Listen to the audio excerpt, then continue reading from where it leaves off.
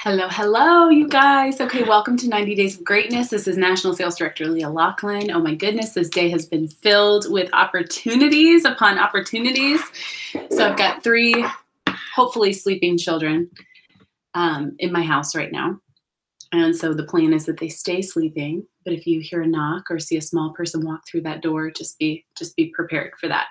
But hopefully we're good to go. And just thank you for your graciousness and patience with our later starting time today. We are just rolling with the punches. So, okay, this is on coaching and moving people up. I believe it's next week that we'll actually catch up on our content. I believe. Yes, it is next week. So this is on coaching and moving people up, and the task connected with this, because you know how we're kind of off on our hangouts and our tasks. The task connected with this one is using what you learned here and actually having a coaching conversation with a consultant on any topic. Doesn't matter what the topic is. And so I hope you take away some nuggets here from that. And then I did want to answer a question that was posted in the group that I said I would answer more fully on the Hangout than I could type out. And it was a question about booking, okay, so I'm at my party, and so often what I did, and this was really connected to finishing the National Court of Sales two years in a row and really building my meeting attendance, was inviting everyone to my meeting who's at the party. And I invited them as a group, and then I confirmed them individually. And often they would come together as a group. Not always, but often that's kind of how it worked. And they would kind of do a girls' night out. And so what I did to book them is they would be a part of my before and after model portfolio. And I must not have mentioned that the other week, or maybe didn't spend enough time there, is that's what I would use. That was like my hook to book, was that they're going to be a part of my model portfolio workshop. That's what I called it. That's what it was. Built this model portfolio of all these before and after pictures. And that's what I would do. I would take their before and after at the meeting. And so often they would they would do the whole facial like I would normally do at a party. They would often get to try different colors. So instead of a dash out the door look that they got at the party, they would get to try the new limited edition color products. Because remember how I changed my meeting theme with the seasons and when the new colors and new products came out? That's usually, not always, but usually that's what guests were trying, were the new limited edition seasonal colors. And so they would get to try something new, but a lot of it was what they had already heard. But another point I wanted to make, you guys, is how important and valuable repetition is. Like, they don't hear half of what you're saying the first time around. I think they need to be to at least 3 parties before they're even like really hearing you, like fully hearing you. And so repetition is good. Even if you did the exact same thing at the meeting, I think that's beneficial, because then they're going to actually catch some of the main things you said that they missed the first time you said it. Okay. But my hook to book to the meeting from a party was before and after model portfolio workshop. So I never did before and after pictures at my parties, because I really wanted to use that as the reason for them to come to a meeting. And it was either my weekly meeting or my Saturday morning muffins and makeovers or my fake eyelash clinic. I mean, at all of those things, it was a model portfolio workshop that I was doing. And I would always take before and after pictures at all of those events. Okay, so I hope that answers that question. And really quickly, I want to mention some things that are in the packet, because I didn't have these in the packet last year. Well, the prep sheet I did, the coaching call prep sheet, we'll get to that in just a minute, but the red jacket tracking and the DIQ blueprint, the reason I put them in this section, the coaching and moving people up section, is because those can just be tools to prompt a conversation. Whenever you can have a tool to initiate a conversation or guide a conversation or be a reason for a conversation, that's a good thing, especially when it comes to developing your people. And so I often use the red jacket tracking, and the DIQ blueprint is just a prompt to have a real live coaching conversation or training conversation, because that's sometimes what it needs to be. And so that's why I put those tools in there, that as you're coaching and moving people up, use those tools as a guide for them and for you to have the conversation. And then they've got a plan, they've got a path to run on to move into red and then to be successful in DIQ. Okay. And so coaching, let me just say that this is just going to scratch the surface. I mean, I don't even think we're going to scratch it. I think we're going to rub it a little bit. We won't even like make a scratch. I have been to DSWA coaching school 4 times, I believe. One of those was the advanced coaching school where you're actually assessed as a coach and people watch you coach multiple times on multiple different topics, including coaching people on their emotional why, which is a really deep coaching conversation. And you're really assessed, and like you have to pass the assessment to pass the advanced coaching school.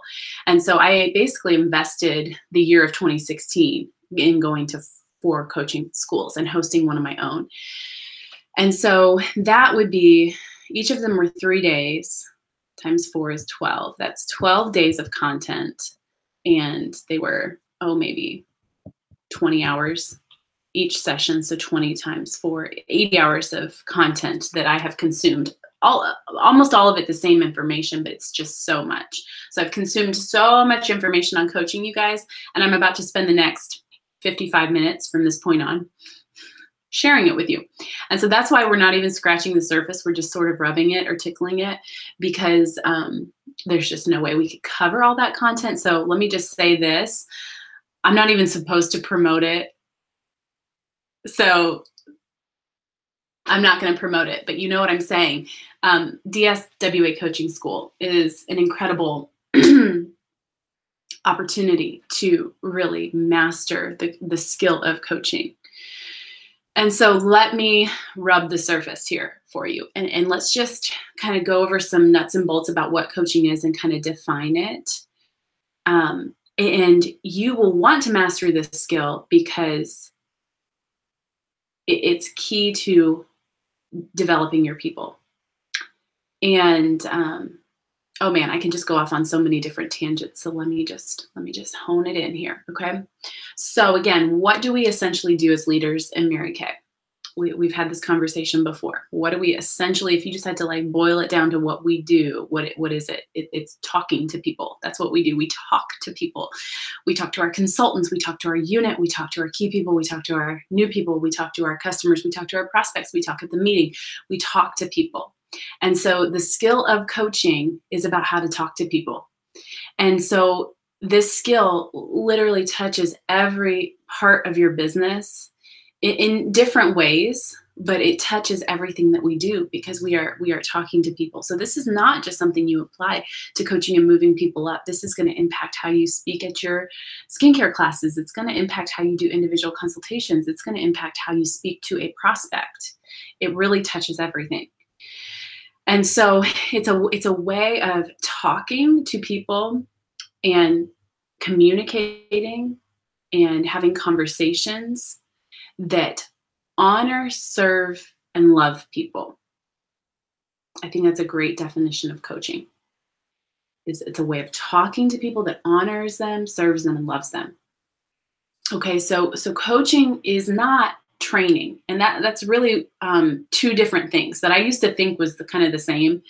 But coaching is much, much different than training. And we do both as leaders. We coach and then we train. And so training is teaching, it's telling, it's informing, it's speaking a lot, it's passing on information, it's transferring skills.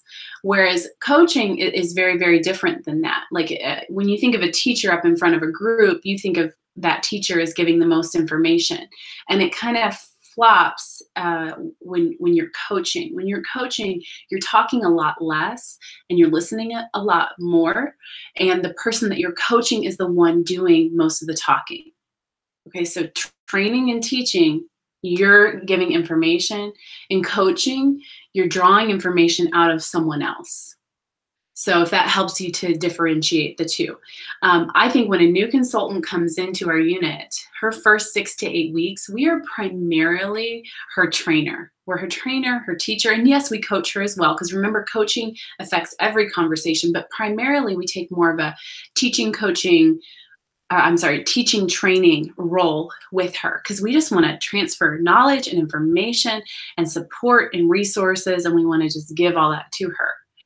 After those 6 to 8 weeks, it really transfers from that teaching and training mode to more of a coaching position. Now we're always teaching and training because there's always education in Mary Kay, but we become more of a coach for her, assuming she has goals and wants to move up and wants to really work her business. Okay. And so, usually training needs to happen first. So let me give you an example. If you're, let's say, having a conversation with a consultant about booking, and you're approaching it as a coaching conversation and wanting to ask her questions to help draw information out of her, if she hasn't been trained yet on booking, then there's no point in coaching her on booking because training needs to happen first. She's got to know just like the basics of how to book before then you're going to maybe coach her on limiting beliefs or coach her on any fears that she has or insecurities that she has with booking. Okay, so usually think of it like that. Usually like the training and information needs to be passed on first, and then coaching comes in behind that. I think the best coaches always have a coach and are in the process of being coached or are being coached intermittently. You learn a lot about coaching from being coached by a good coach. And so, if you have the opportunity to do that with of course, your senior sales director, your national sales director, if those two aren't an option, you know what? A sister sales director could coach you. It doesn't have to be like your leader or your mentor. Really, anyone can coach you. If somebody can ask you an effective question that makes you think and formulate a response, an idea, a solution, you are being coached. So coaching it's not rocket science. It is not complicated. Sometimes it's a simple little question that can cause you to think differently or cause you to shift your focus or have a paradigm shift. And that is coaching. And so even working through the goal setting workbook that we're going to tackle at the very end of this program, which, by the way, I have a surprise for you guys. I'm not going to tell you about it yet, but it's coming soon.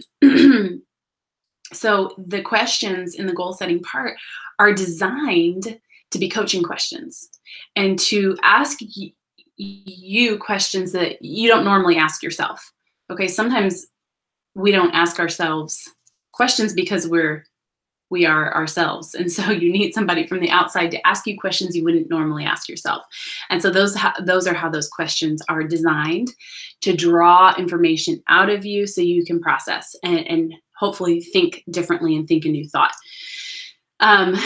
Okay, so of course words are powerful, you guys. The coaching content and concepts believe in the power of words and believe that words can bring life to someone or they can bring death. Words can help to develop trust and create rapport, or they can break it down. And so the words that we use, you guys, the words are so important. Even things like using support instead of help.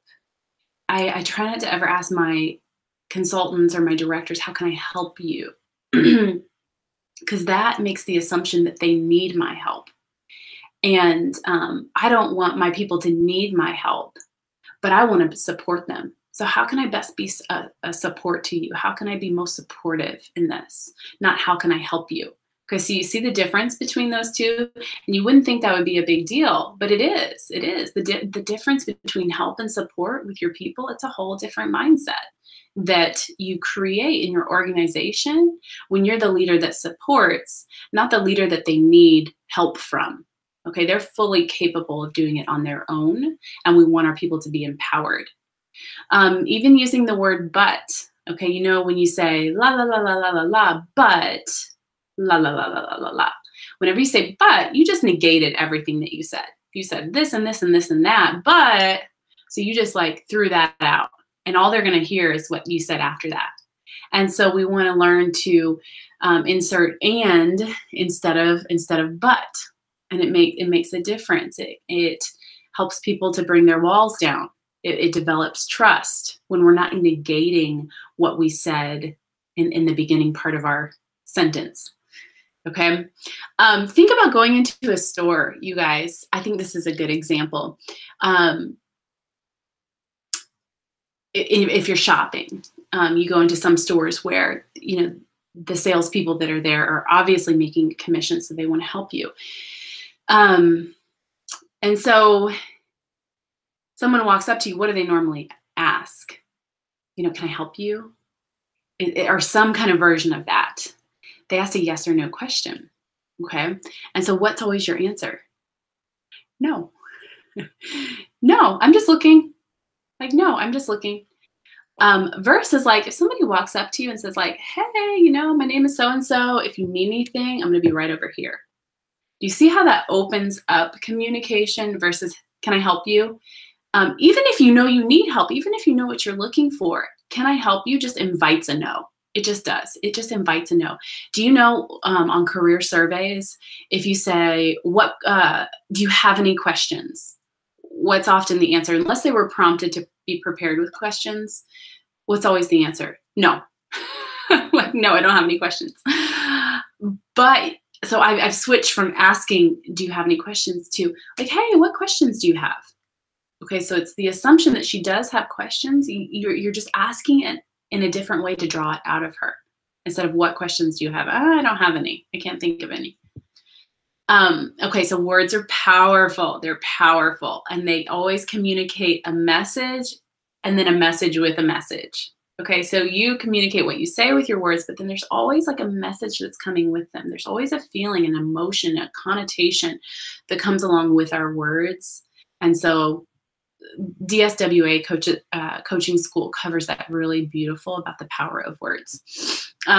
Okay, so the mindset of coaching is really coming to the table and approaching the conversation with the mindset of being a servant leader. Like, how can I serve you? How can I love you? How can I honor you? How can I be supportive of you? And the word that has helped me so many times in coaching conversations is just to come curious. And this helps me in career surveys as well. Come curious. Like, I'm just curious. I'm curious. When you sit down to have a coffee with a really good girlfriend, and let's say you're catching up with her, I feel like that's a beautiful picture of curious. Okay, think of it like your really good girlfriend who you just love. You love being in her space. You love her. You guys go way back. You guys get each other. And you sit down and have a coffee with her or catch up with her, like you're just curious, like what's going on in your life? What are you thinking? What's going on with this relationship? You're curious. You want to hear what's going on with her, and she wants to hear what's going on with you. So I often approach coaching conversations and career surveys or sharing appointments with that word curious. Like, come to the table curious. Like, tell me about you. Versus coming with an agenda or coming with a certain goal in mind. When I can come curious, the conversation is so much deeper. It's so much richer. And when you have a rich conversation, people trust you. When people trust you, they want to do business with you. And you build a genuine relationship. Okay, so curious, write that somewhere where you can see it, where every conversation you're entering into, you're coming with curiosity. And I'll touch on that a little bit more in just a minute. Coaching, one of the goals of coaching is to support someone in uncovering their blind spots. Okay, we all have blind spots. In case you didn't know, you currently have some blind spot in your life or your business. I currently have blind spots in my life and business. We just do, because when you are yourself, you just don't always see the whole picture. You don't have like the full perspective. So we all have blind spots in every area of our life. They're not necessarily bad, but that's why coaching is so valuable. Is because it helps somebody peel back their blind spots or uncover their blind spots to see more clearly. And we often can't do those for ourselves unless you are just incredibly masterful at self-coaching, which we're going to touch on that too. Often you need an outsider's perspective or an outsider's question to help you peel back the layers and see the blind spots. That's another reason I'm always hungry for coaching in my life, because I want to have as few of blind spots as possible. I know I'm going to have some, because that's life, but I want to have as few as possible, and I want to be blind to them for as short of an amount of time as possible. So I want coaching in my life to help me peel back the layers, and uncover those blind spots. Usually you coach a consultant or a director in your area when there's a goal, a big goal that they're serious about and working on, or just a big challenge or a point of tension or an obstacle. You don't coach always and forever. Like, you don't just like coach indefinitely. Okay, there's seasons of coaching, there's times of coaching, there's stages of coaching, but it's not just an always and forever thing. Although coaching is always and forever in my life, it's more of a seasonal thing related to a goal or a challenge or an obstacle. Okay. And so I personally don't have just set blanket coaching times every week after week with my people. I've never done that. I don't think I would. The time that I did do it is when I individually coach my directors through this program for 90 days. We have a set, like every week, and actually I think it's every other week that we do it. Have a coaching, it's every other week. But again, that's just for a season that we do that. We do it for 90 days and then we're done. And so, I hope that frees you up. I often hear of directors having this set time every week with this person. And unless they're in DIQ or on target for their car, I don't know if that's, or maybe a new director, I don't know if that's necessary. And we'll get to that a little bit more in a minute. You really can only coach people who give you permission to coach them. So sometimes you think you're coaching someone, but you're really not, because they haven't really mentally and emotionally given you permission to coach them. And so describing what coaching is to your consultants and building a relationship of trust and rapport with them on the front end is going to be so important to you even having permission. You may try to coach someone, but if she really in her heart hasn't given you permission to coach her, you're going to get blanket, short answers. And you're really not going to, you could ask the most beautiful question, but if she has not given you permission, she's not going to really open up her heart and mind to you. And that means that coaching is not really happening. Okay. And so those first 6 to 8 weeks are so important, you guys, in building trust and rapport, because then it's very natural to transition into a coaching relationship after their first 6 to 8 weeks of really training and equipping and teaching them. And then it's just this nice little transition into more of a coaching relationship. That's why new consultant systems are so important, because they allow you to have a really on point first 6 to 8 weeks with your new people. And when you're on point with her for those 6 to 8 weeks and equipping her, training her, teaching to her, talking to her, remember all those live conversations you have? Like, I think multiple people even commented like, oh my goodness, that many live conversations. Yeah, that many live conversations, because you're not only wanting to transfer that information and equip her, you're wanting to build a relationship with her. And so every time you get on the phone, you get to hear a little bit about her day. Like, oh my gosh, my kid's sick. I had to stay home with him today. Like, oh, really? That stinks. Like, tell me about that. You're going to get to hear little bits and pieces of her day, not only transfer the information that you want to give to her. And that builds relationships and it builds trust. Let's see. You won't ever coach most people in your unit. Again, remember how you only coach if there's a goal or if there's really like tension and an obstacle in her business, not in her life, because then that gets into counseling. We're talking about tension and obstacle and challenge in her business.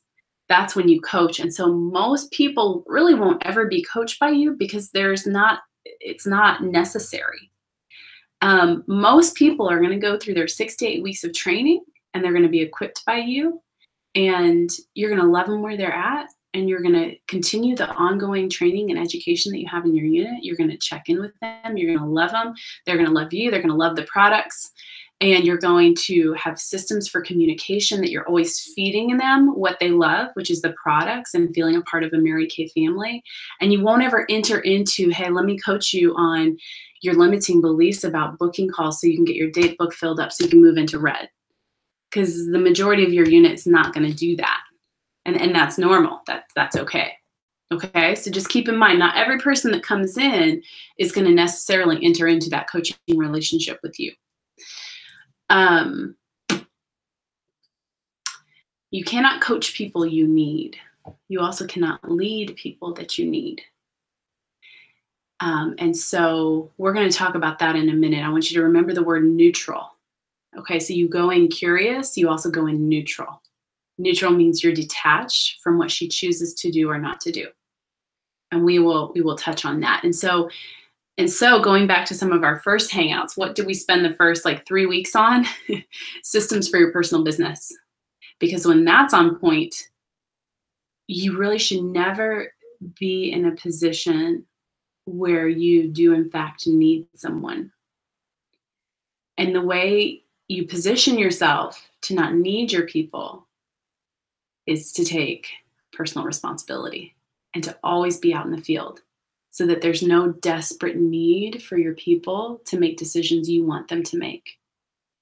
Because you cannot coach and lead people that you need. And people feel that. They do. They feel it. Even if you're not saying it with your words, even if you don't think you're communicating it, people feel that kind of need for them. But no, you want to go in neutral, like open, neutral. You could quit today. I'm good. I'm okay. You could send your product back. I'm good. I'm okay. I don't need you. I'm neutral. Arms opened. Okay. Not clinging, not grabbing. That's why we work our personal business. Even in seasons when things are hopping and things are hot in your unit, you still keep your hands on your personal business because it creates this neutrality with our people, and we can be more effective leaders when we're open, we're neutral, not desperate and needy. Okay, so some common pitfalls with coaching would be, and the only reason I know what these pitfalls are is because I have done all of them multiple times. And so I've just learned from my mistakes over the years. And one is just talking too much, talking or telling. I think really it should be like 80-20 or maybe even 90-10 as far as her talking 80 to 90% of the time, you more like 10 to 20% of the time, if even that. You guys, the best coaching conversations I've had when people have walked away more clear, I've barely said anything. I've just asked a couple key questions and a couple key moments, and then they take that and process the information. And the whole view of coaching is that you hold that person as whole, and you see them as talented and fully capable, and they already have what they need to achieve their goal. And we hold our people like that. And so we're not coming in saying, let me coach you so well so you can be successful in Mary Kay. No, we already see them as fully capable of that with or without us. We're just like guiding the process. Okay, providing the questions they won't ask themselves so they can uncover their solutions and their answers. Okay, incredible book on coaching. It's called Unleashed. Happens to be our national area name. I didn't make that connection until we debuted, but I read this. Pam Shaw gave me this book when I was a top director in her area. Unleashed by Greg Thompson. Is that right? I believe that's right. Greg Thompson. It's not a real, I don't think it's ever gone viral in the business world. I often tell a lot of people about it and they haven't really heard it. Incredible book on coaching that helps to lay some good foundations for the concepts that I'm talking about. So if you feel like you're hungry for more of this information and you haven't signed up for DSWA coaching school, that might be a good book to pull in between that time. I've gone back to that book so many times. And so that's not why I named our national area the Unleashed area, but an odd connection nonetheless. And so, talking and telling too much is a common pitfall. We get into telling, giving the answer. And it's so tempting, even to this day, I have to hold it back, like pull myself back when they ask a question. Because when you are asked a question, what is the most natural thing to do? It's to answer. But until you answer, or until before you answer, the more effective thing is to ask a question back so that it's their answer. Their answer is always, always far better than any answer you could give them, because they're going to take ownership of it. Even if your answer is the better answer or the more right answer, their answer is still better. Even if their answer is the wrong answer, it's still the better answer. Because what do we want to create? We want to create leaders who take ownership, leaders who are empowered, leaders who can make decisions, leaders who don't need us. And when we are constantly having to give the right answer, it creates this codependency that doesn't allow her to flourish like the leader that she could. So when you're asked a question on a coaching call, you got to hold yourself back from answering and respond with a question. Okay, it's tough at first because the natural tendency is to answer. Don't answer. You ask a question in return. Now, there are moments where, and you're going to have to use your discernment on this, where you may notice like she's asking because she needs to be trained in this area. And sometimes I'll even ask this and I'll say, okay, so tell me with this question, what would support you the best right now? Would it be training on time management or coaching on time management? And my people know the difference between the two, but if you have to describe the difference, coaching would be you're just going to ask some questions so they can figure out their answers. And my leaders know at this point, sometimes they'll say, you know what, training, like I just don't know, like train me. And then sometimes they'll say, coach me. I know it's in there. I just need support in processing this. Like I just need to verbally process this right now. And that's another thing coaching allows people to do, is just verbally process. You know, we're usually here all day long. Like we're in between our ears. The 6 inches between our ears is sort of where we live, is just thoughts. And the power of getting them from here out into the open and shining light on them, it's a powerful process from here to actually verbalizing it or writing it out. And a lot can be discovered just in that process. And so coaching gives people the space to take what they already know up here and take what they know in here and just say it. And then when they say it, they're like, oh yeah, okay, I'm good, I've got it. I knew it was in there. I just needed somebody to pull it out of me. Okay? So that's what we do as coaches. Another common pitfall is asking the word why. Why carries a lot of judgment. So the only words we start our questions with are who, what, when, where, and how. If you can just start your questions with one of those 5 words, you're like, half the battle has been won. When you can just start the question with one of those 5 words. And you avoid why, because again, why carries judgment. Like, well, why didn't you do that? Or why are you thinking like that? It just carries a lot of judgment. And remember, we're coming curious and we're coming neutral. We're not coming with judgment. Coming curious and we're coming neutral. Okay, so another common pitfall, this was probably my biggest one, is asking leading questions to take people where I want them to go. And that's what I came to coaching school for the first time with. And I thought I was a pretty good coach. And I did have some basic skills. And I had read the book Unleash multiple times and had you know, years of experience with coaching people. God love the people who got coached by me before I truly actually learned and mastered the skill. It's amazing. Some of them are still around. And so that was my most common pitfall, is I was good at asking questions. I knew how to do that, but I was just taking people where I felt like they should go. Not out of any ill intent or impure motives. I just thought, well, she would be good right here, so let me take her here with my questions. And I didn't even realize I was doing it. Total blind spot for me. But DSWA Coaching School helped me to realize that. And so So that's a strong temptation, is asking the leading question. I can't even think of a good example right now. Um, Maybe one will come to me.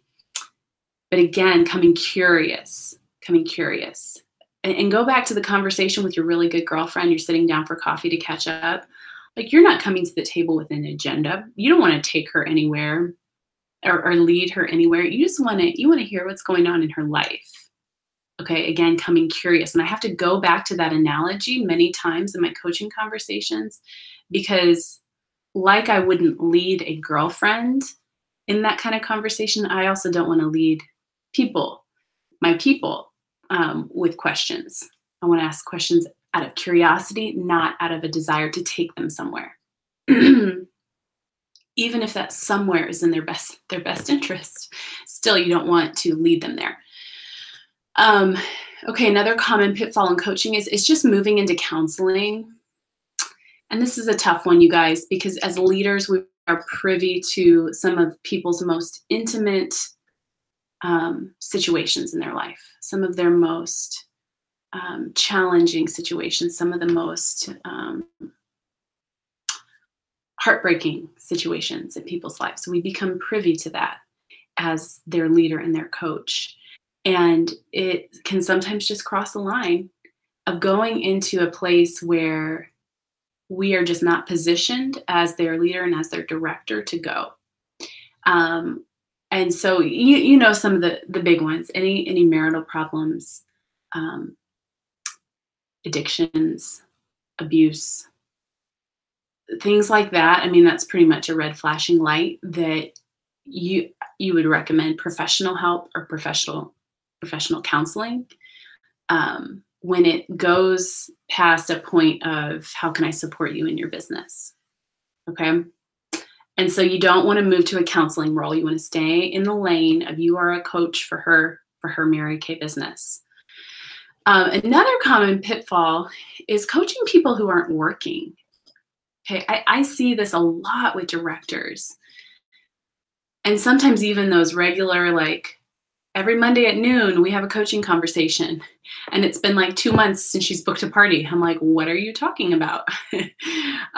And so really, coaching, it's a privilege for your people to be coached by you. And so that privilege and that investment of your time is for people who are building their business, because that's what you are. You're a business coach for people who want to build a Mary Kay business, and especially people who want to move into leadership. And so when there's not the activity happening for someone in your unit, but they constantly want conversations with you, it's just not your role. That's not your role. You are a business coach for people who want to build a Mary Kay business and are in the field with activity. Okay, and so remember, we love our people unconditionally, but our time has conditions around it. And so your role as her leader, and your role in Mary Kay is to coach people who have activity on their date book. Okay, so that's another reason that I've never really committed to just that standing coaching appointment, because I don't want to overcommit my time. Just don't want to overcommit my time. Not because I don't love her, but because I understand my role as her leader and her director. Okay, so let's move on to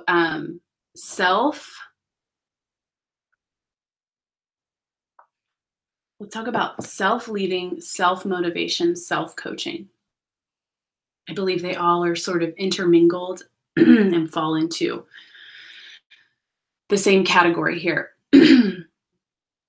And I believe the challenge of an entrepreneur is that no structure is given to us. And so our entire lives structure, for the most part, for most people, there's always exceptions, but for most people listening to this, structure has been given to us from day one. As a child, the routine is given to you by your parents, and then you go off to school, and that routine and structure is given to you by the teachers and in the school, and then even in college, like structure is just given to you. And then a traditional job too, structure is handed to you. Show up here, take lunch here, you can leave at this time. And here are the tasks that are expected to be accomplished within that time frame. And so here we are as entrepreneurs. There is no structure given to us at all. And so that I believe is the ultimate challenge of entrepreneurship. And so then we have to take this structureless organization and day and time and week and create structure around it. And a part of that is creating the motivation to create the structure and the motivation to follow the structure. And so we'll touch on time management, because I really don't want to get into time management until I think it's in 2 weeks. So I'm going to touch more on like just the motivation that it takes, because motivation is also given to you in a normal job. And you might be thinking like, well, I'm so unmotivated to go to my job. Well, you still do, right? You still show up at your job. Why do you show up? Because you're motivated to not lose that job. And you're motivated to get the paycheck and reward that it gives to you. And so, yeah, you may not be excited about it. You may not like it, but you still show up at the time you're told. You leave at the time you're told, because you want the reward that has been promised. You're trading your time for money, for the income. And I know there's additional benefits as well. Just if you just stripped it down to its basic thing, like you're motivated to go because of the benefit you're going to receive. And so when we don't have that, like if you didn't show up to your Mary Kay business today, what would happen to you? Nothing. Nobody may even know, especially if you don't have kids at home and maybe your husband leaves, like nobody even knows if you work today. There's no threat of you losing your position. There's no threat of you losing your job. Nothing's going to happen to you if you don't show up today. Now, if you do that again and again and again, there's going to be consequences. But really, in any given moment, on any given day, I could not show up. I could not work my business, and nothing really changes in my life. Whereas in a normal job, you're going to lose the job. You're going to lose it pretty quickly when you don't show up. Okay, so we've got to create that motivation to show up. And this is just foundational. And self-coaching plays a big role in creating that self-motivation. Okay, self-coaching is such a big piece that leads to self-motivation and creating that structure that we need to give ourselves. Because before we can lead anyone else, we have to lead ourselves first. And those who are effective at leading themselves first naturally are going to be leading other people. It's just a natural thing that happens. When you lead yourself, you stand out in a crowd. You stand out in a crowd, and when you stand out in a crowd, people want to follow that person. They do follow that person, which develops that person as a leader. And so I read this quote that I think is funny by an entrepreneur, and I'm not sure who, but it says, I only make calls when I'm motivated. So I just make sure I'm motivated every morning at 9 a.m. I'm like, amen, yes. Because if you stopped with the first sentence, I only make calls when I'm motivated, how often would you make your calls when you feel like it and you're excited to? Probably not as often. And so you just make sure, that's the entrepreneur's challenge. You make sure you're motivated every morning at 9 a.m. or whenever your day has been designed to do the work that creates growth in our business. Who motivates the motivator? The motivator motivates the motivator. So we have to be really, really good and effective at creating structure that creates motivation. And so I'll ask you a question. How do you get motivated every day? I mean, really, like how do you? And I want you to think of ways that you do. Like, what are things that you do that help you feel your best? What are times of the day that you feel most energetic and motivated? What creates a sense of motivation? What creates a sense of desire?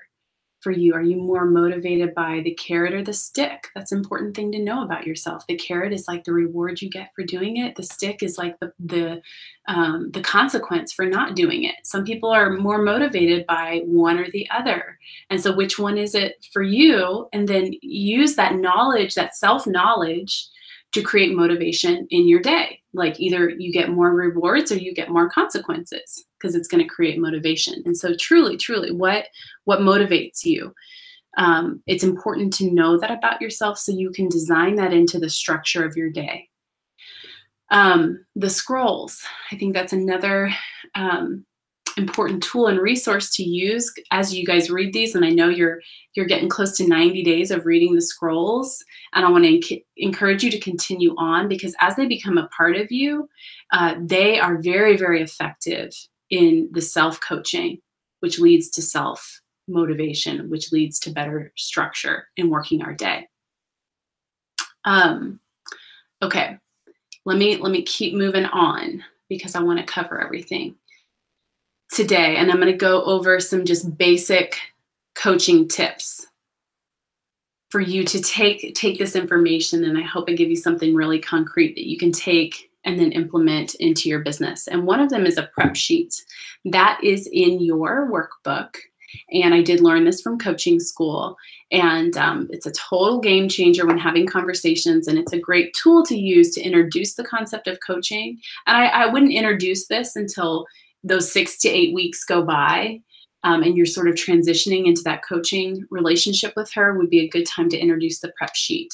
And the prep sheet is just a series of questions, just a few, 4 to 5. You can either use mine or you can come up with your own. There's no one right coaching call prep sheet. It is, it can be whatever you want it to be. And so the prep sheet is filled out before the person, before the coaching conversation happens. And it's filled out by your consultant or your offspring sales director that you're going to have a conversation with. And it has many, many benefits to it. First and foremost is it creates the opportunity for them to self-coach, because it asks questions that cause them to reflect and think and verbalize and process their thoughts, and to really hone in on what would be most supportive for them at that time. Okay, so it teaches them that self-coaching process. And when you have people who are good at that self-coaching process, again, they're more empowered. They don't need you as much. They can maneuver through their day more effectively because they learn to process better and to ask more beautiful questions of themselves, because when you learn to ask yourself good questions, you learn to have good answers. And when you have good answers, you can take action on those good answers. And so it does teach them to self-coach. It does also help to focus the conversation. I've been on many, many coaching calls that what you're hearing from her, I mean, you could go in like 10 different directions. And sometimes it's hard to narrow it down to like, okay, let's choose the one thing that's most urgent or pressing or most valuable right now. And so the coaching call prep sheet does that for you before you even have the conversation. So it can be a more effective, focused conversation. Sometimes it takes 30 minutes to like pull out what's even really on her mind. You know, and if you can save that time from a prep sheet and start the call and look at her prep sheet and say, okay, let's talk about this. This is obviously like most pertinent to you right now. Let's start there. So it can just save time and help you to be more focused. And then also it helps you get a lot of information that may not happen in the call. Like you're probably going to pick one thing and focus on that, but then you can also see her wins for the week and celebrate those. And you can see her frustrations for the week. So there may be things you see there that are not actually talked about on the actual call, but are ways that you can follow up later that day or later that week. Okay, and so the prep sheet, something to introduce to your unit, and they would fill it out and just send you a picture of it beforehand. So I think the simplest way I've done it is just to send a screenshot of the prep sheet And then she can just text you her answers. It doesn't have to be written on the prep sheet. I mean, this is very, very informal. It's okay if she doesn't fill in every answer. This is not a right or wrong thing. This is not a paper that you're grading at all. This is just to give her the opportunity to process and then to support you in having the best conversation that you can. And so she fills that out, but still on every call, I'll say like, hey, I'm looking at your prep sheet right now, and I can see some things that are on your mind. And so I want to ask you, and you might even mention some of those things that stand out to you, but then I'll ask her, what would be most supportive to talk about right now? And so you'll look at her prep sheet, maybe comment on a few things, but then I still open it up and open up the opportunity for her to bring whatever she wants to the table. Because here's what has happened a lot of times is people fill out the coaching call prep sheet, and then we have the call maybe the next day or a couple hours later or even 15 minutes later, and she's already processed through it. Like sometimes the coaching call prep sheet alone was enough for her just to work through it. And by the time we get to the call, something else has come up. And so I still do create the opportunity for them to bring something else up. If there wasn't a coaching call prep sheet filled out, I still do the call. And I just start with a question, well, tell me like what would be most supportive to talk about. So I really let her set the agenda. And I do not set the agenda. So now let me differentiate between some other calls that I do, because remember we talked about unit communication and we talked about, the Power Program and the Star Consultant Program. That would be a different conversation. Let's say you're wanting to coach someone on the Power Program and her numbers and catch up and talk about her goals and strategize. Then you would state that on the front end and bring that agenda to the table for her. And so that's different than just an open-ended, like, let's talk about what's on your mind about your business. Okay, so do you see the difference between those two? And so let's say you want to talk about her Power Program numbers. You set up a coaching call with her. You would want to communicate that on the front end so she knows what the topic is. And then you would have that conversation, but there's still coaching questions that are happening within that conversation. Okay, so just feel the freedom as the leader to sometimes, if you want to set the agenda, you can. If there's a program you want to talk about and support her with, or you're going to just totally let her bring the agenda to the table with a coaching call prep sheet or whatever's on her mind. Okay, I hope I've differentiated between the two.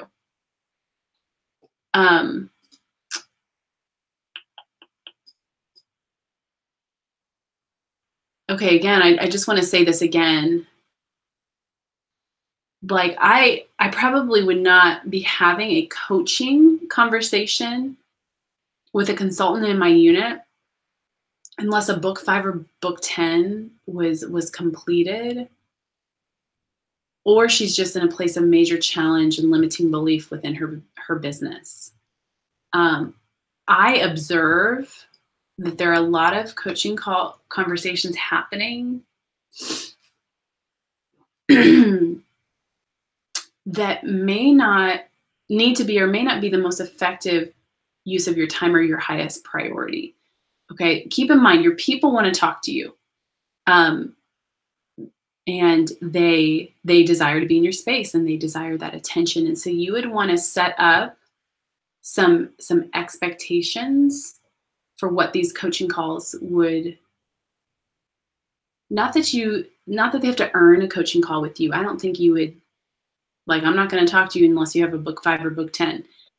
I'm not saying to have that mindset or that attitude, but to be discerning with how you're giving your time, especially in a coaching conversation. So kind of how it rolls throughout my month is the 1st through the 5th. I'll have a big round of coaching calls with people who are working on a book 5 or book 10. And then middle of the month, when people start to decide what's possible and what's not possible, I'll have another round of coaching calls that I set up mid-month with people who are working. Okay, so I want to talk with my workers in the beginning of the month, and I want to talk to them mid-month, like live and in person. And then in between, you're filling in with Voxer, you're seeing them at the meeting, you're talking to them on career surveys. So there's a lot of communication happening in between. But my goal is always to have those 2 live conversations throughout the month. It's easy to replace those live conversations with Voxer. That's just something I noticed in my own business is when Voxer came on the scene, I started having a lot less live conversations because it just felt like I didn't need to as much because we were always talking on Voxer, and it was just such an effective tool for communication, but it just doesn't replace the live conversation for so many different reasons. Now it's awesome, it's effective, use it well, use it every day, use it, but not in replacement of or to the elimination of really live conversations. Again, with your people who are working and wanting to move up into leadership, and of course with your new people. What's most important doesn't scream the loudest. That's what I think of when I think of coaching. What's most important doesn't scream the loudest. These conversations you can have with your people are important. And the power of one effective, powerful conversation, guys, could be the shift. It could be a turning point. It can be the catalyst for people to really create growth. And so, but it doesn't always scream the loudest, especially when there's a lot of communication on Voxer. And so it does take time to really prioritize and work in these live conversations. Something I learned earlier on in my directorship was how important it was to slow down to speed up.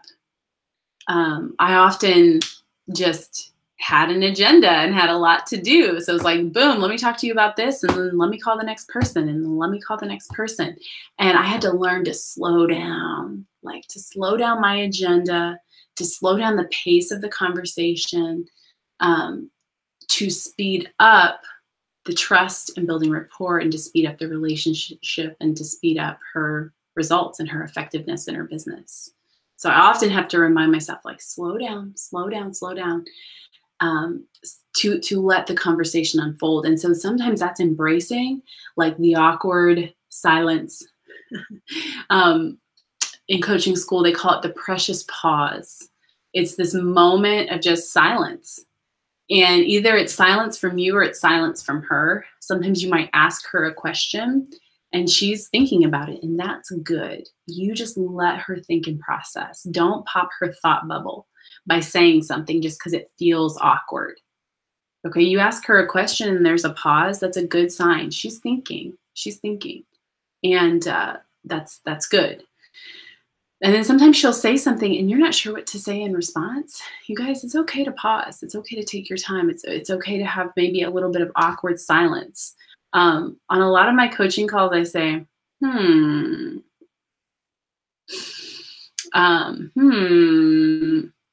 And sometimes I just say that almost as a way to communicate, like, I'm thinking about that. Like, okay, I'm going to take my time to respond. I'm going to take my time to ask the next best question from a place of curiosity for you. Okay, so coaching is embracing a little bit of that awkward silence.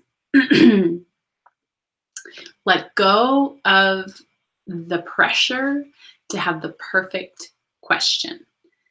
That's usually what I get after coaching training that I do. Well, tell me what questions you ask. I'm like, well, I don't know. It depends on the person in the moment, and it's different for everyone. And so just let go of that, and you'll learn as you go. Because there are better questions. There are more beautiful questions than some other questions. There are questions that can maybe evoke a better answer. But let go of that pressure. That's why you come curious. Like, what would you ask your girlfriend if you were just curious about her thoughts on, X, Y, or Z? And then ask that question. And if that didn't trigger anything, just try another one. Okay, but let go of the pressure of it being the perfect question, and let go of the pressure of just having the next thing to say or the next question, because you know what happens when you're just planning the next question or planning what to say? You don't hear her. You're not hearing what she's saying. And then the conversation isn't as effective. Also, let go of the pressure to have answers. When I first learned about coaching, I was so relieved that I didn't have to have the answers. I'm like, hallelujah. Because I thought coaching calls were calls where they ask you a question and then you give them the perfect answer and the perfect solution that's going to work for them, which that doesn't even exist. Because people have different needs and different things. So there's never the perfect answer. And especially your answer is not the perfect answer for her. Her answer is the perfect answer for her. And so when I learned that I did not have to have the perfect answers, I'm like, praise the Lord. That was way too much pressure. And it was way too much like mental energy to like figure out why she's not booking parties. I felt like I had to figure it out for her. And you don't. You don't have to figure out why she's not booking. You don't have to figure out why she's not recruiting. You don't have to figure it out. She's got to figure it out. And so you're there to support her in figuring out why it's not happening. Okay, is that a paradigm shift? Because it was for me. I'm like, geez, I don't have to figure it out for her. She's got to figure it out for herself. And so then that causes you to let go of the speed at which she figures it out, because she may not figure it out right away. And that's okay. What we value more is empowered leaders who can think for themselves. Do you remember, let's go back to when I said, like, even if their answer is the wrong answer, it's still the better answer than if you were to give them the right answer. I remember Sean Key said one time in one of his trainings, he's like, stop making your people wrong all the time. Like you ask them something, they give you an answer and you're like, no, that's not going to work. Now you want to make sure they're equipped and they have resources and they've been trained. Okay. So we want to do that for our people. But if she wants to do X, Y, or Z and you ask her what's going to be the most effective action you could take to move towards that goal, and she comes up with an answer and you're like, I wouldn't do that. It's hard to let that go, but let her go try it. Let her go try it and find out it doesn't work, or let her go do it and make it work. But let's stop making our people wrong all the time with the answers they come up with. Her answers are better than your answers any day, even if they're not the perfect or right answer. Yes, so let go of that pressure to have all the answers. Thank God. You want to communicate in her personality style. That's a whole nother topic. And then let me finish with a couple comments. How are we neutral when we're not neutral? How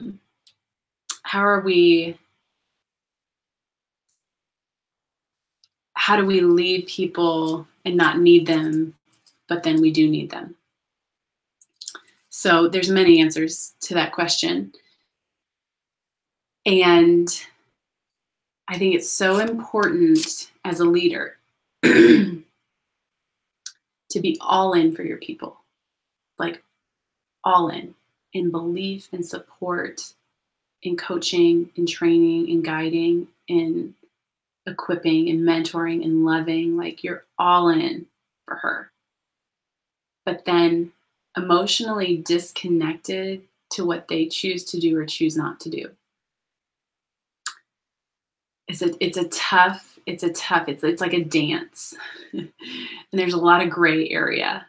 And there's a lot of movement within that to be truly emotionally all in, yet disconnected. Because here's what I see is often one of the two extremes of being all in, yet so emotionally connected that when they don't do it or choose not to do it or don't do it when you needed them to do it, it's like devastating, like game changer, devastating, sets you back months, years. I see that extreme. And then I see the other extreme of just being detached, just disconnected. Doesn't matter if she does it or she doesn't. Like there's just no emotional connection at all. And there's no like being all in for our people, and you just dismiss people the minute they don't do something they said they were going to do, and you're missing that emotional connection. And so it's finding that place of being all in and emotionally connected to them, but then emotionally disconnected to what they choose to do or their performance. And that's a beautiful place to be, because you can give and love and serve and give all of you to your people, but then you can come neutral and you can come with curiosity and you can come in love, because if she does it, great, you're going to celebrate. And if she doesn't, you're okay. You're good. Because I think it's so important to come to that. I wish I could tell you how to get to that place, but I don't know how to tell you to get there except to say that it's a great place to be as a leader, especially a leader developing leaders. I'll tell you a story, and I'm going to wrap it up with this. I know we're already over our time, and I've got a little first grader to pick up here soon from school. And so I was in the process of finishing my national area, and we were within a 6-month window of a finish. And of course, most of you know you need 20 directors to finish. And we had our 20 lined up. And they weren't just like maybe people. They were all in people. Like all in, knew what it took, seasoned, knew what was at stake, knew what was on the line, knew me, loved me, trusted me. I loved them. I trusted them. Like it was a beautiful thing we had going on in my unit and in our future area. Like a beautiful thing. And we had our people lined up, and based on where they were in DIQ, it was, we were set. We were all set for a July 1st finish. Like set, ready to go, all in. Perfect. Perfectly lined up. And so I have a coaching conversation set up with one of my DIQs, who's one of the 20. And I remember this like it was yesterday. I was driving down 75 from Dayton to Cincinnati to go have my unit meeting that night. And I knew we had this call. And I had this conversation in the car on the way there. And it was a coaching call, and I had a feeling, had some intuition about the call that was confirmed on the call. And so we're talking kind of a little bit of small talk on the front end. And then she says the words. She said, "Leah, I'm out." And just like that. She said it just like that. She's like, "Leah, I'm out." And I knew what she meant. And I knew in that moment there was no like talking her back into it or coaching her through it. She just had some life stuff going on that I knew she was out. Like she was out. End of conversation. One of our DIQs, one of our 20. And there was not a 21. And this was a very small window of time between that conversation and July 1st, debuting our national area. And so she tells me she's out. And so then we sort of talked through some stuff that was going on with her. And I told her I was pregnant with Aria, my second. We celebrated that. And that was it. And we hung up the phone, and she's still a consultant in my unit, but she was at a DIQ at that time, never became a sales director. Still love her. She still loves me. And actually, let me back up and tell you, there was nobody more all in for our national area debut than her. There was nobody more high profile. You know what I mean by high profile? Like everybody knew her. Everybody knew her name. She opened up the meeting and read my accolades and brought me up. She was just a lover and a giver and a connector. She loved Mary Kay. She loved our unit. She loved our national area. She was all in for it. Okay, so high profile. So high profile people have an impact. They have an impact when they win, and they have an impact when they don't win. And so this was a high profile person. And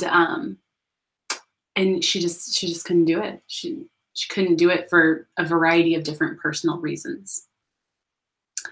And we're still good. I still send her a Christmas card, and she sends me one, and we stay in touch, and that was all good.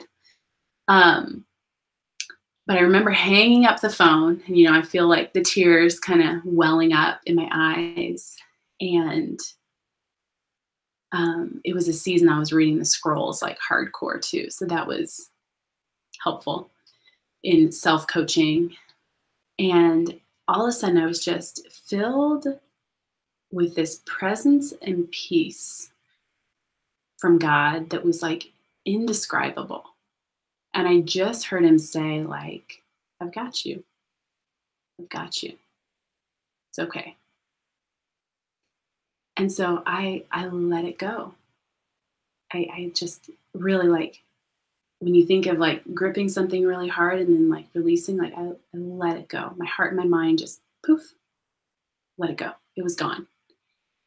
And so when I talk about that emotion or that state of being where you're all in for your people, yet emotionally disconnected to what they choose to do, it was in that moment like I was okay. For a variety of different reasons, but I could just let it go. You guys, if I would have held on too tightly or too emotionally, if I would have been too emotionally connected to her performance, you know how devastating that would have been? Because we did not finish July 1st. Okay, we did not. If she would have stayed in DIQ, we probably would have. Like, it was lined up for a finish and we didn't finish, and she was the only one of the 20 who didn't finish. God's so cool though, because he brought in someone else. I'll say her name, Katie Colson, who ended up being a part of the finish, but it was 4 months later. So anyways, stories upon stories that I could tell you within that. But I could literally just let it go. And I know I look back at that moment and think, if I wouldn't, that setback could have caused months of setback, years of setback. Because those things happen to us as leaders. I'm sure you could tell me your own story of like, Leah, I'm out. I'm sure you have multiple stories, and I've got plenty more Leah, I'm out stories I could tell you. But when those have too much of a grip on us and we can't let them go emotionally, it causes months and years of delay in promotion and delay in progress and delay in growth. And so what felt like God's denial in that moment and denial of finishing a goal because we didn't finish, it was just a delay. It was just a delay. So if you've experienced what feels like God's denial of finishing something, often the delay is for the better and higher purpose and good. And for us and for me personally, it was on multiple different levels. Also, another point, I'll wrap it up with this, is that I learned in my directorship that trust in relationship, I was going to value that over performance every day and all days. And that I would hold trust in a relationship with someone here, and I would hold their performance down here. And so the fact that her and I still had a trusting, positive, fun, connected relationship, I was able to see the good in that and value that, and sort of let go of her performance, which I expected and wanted, and at that time felt like we needed for the finish. I was able to let that go because I wasn't holding it equal to a trusting relationship. So my friends, there you have it. We just rubbed the surface of coaching and moving people up. Okay, I'm off to pick up a first grader. Love you guys. I'll see you back here next Tuesday.